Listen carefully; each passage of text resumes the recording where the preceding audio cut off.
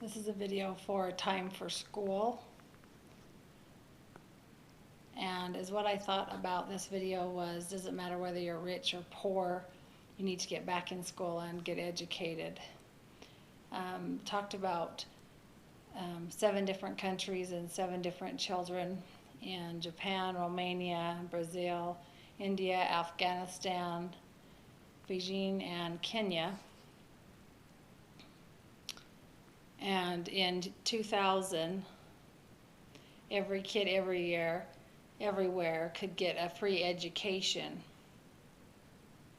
Nationwide made a vow that by the year 2015, over 189 nations would fulfill that commitment of getting all of the children back into school to be educated. They are still waiting for 75 million to make that commitment and reach that vow that they made in the year 2000. The turning point for most children in school systems is during adolescence. That's when most of the children seem to drop out of school. But all kids have dreams and want to grow up, and they have dreams of becoming a doctor and an engineer or soccer player or sports player or whatever that might be. Talked about a kid in Afghanistan and compared the difference in some of the different cultures. In Afghanistan, it's very dangerous to go to school there, especially for the girls. It talked about the security at the school, that they would get their purses checked every time that they went in and out of school.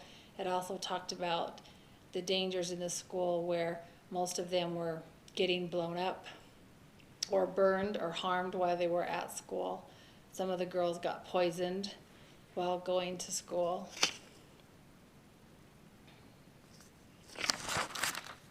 And then in Brazil,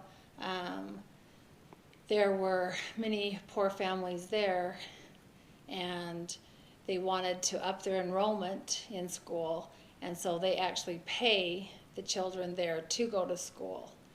The poor families get money for their children going to school as long as they stay in school. By doing that, the enrollment went up and the amount of dropout kids went down.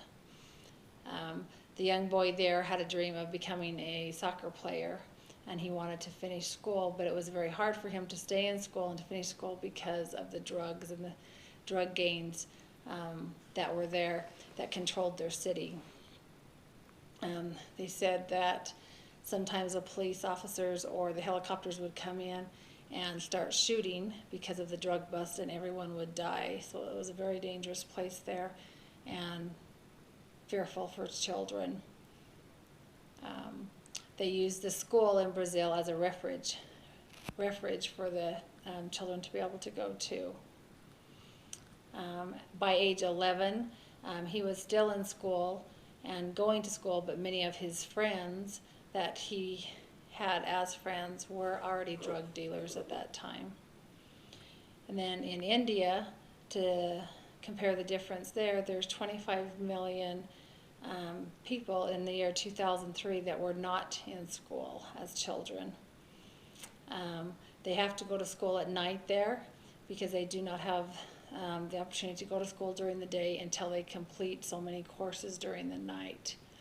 They work during the day and have many chores to do during the day, and then the students would stay up late into the night to go to school.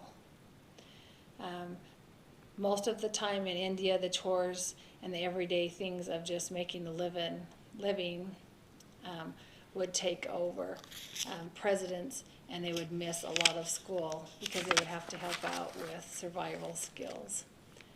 In Japan, the rate there for enrollment in school is nearly 100%, which is very high. The worldwide average is only 60% in Japan. In Japan, education is very important. They make sure that the kids understand the literature and what they're learning. If they miss problems in their homework, they are required to redo the ones that they've missed until they get 100% on most of their papers. They also incorporate sports into their schools. And so they definitely have a better system there. Poverty not quite as bad as we have discussed in some of the other schools where they fear for their life to go to school. It's not like that in Japan. But the world has made a promise to educate kids, which I thought was very important and very interesting to see and compare our lives here and our kids going to school. Most of the kids here in the United States be able to go to school is a choice, and I think we take advantage of that choice and the opportunities that we have to learn here.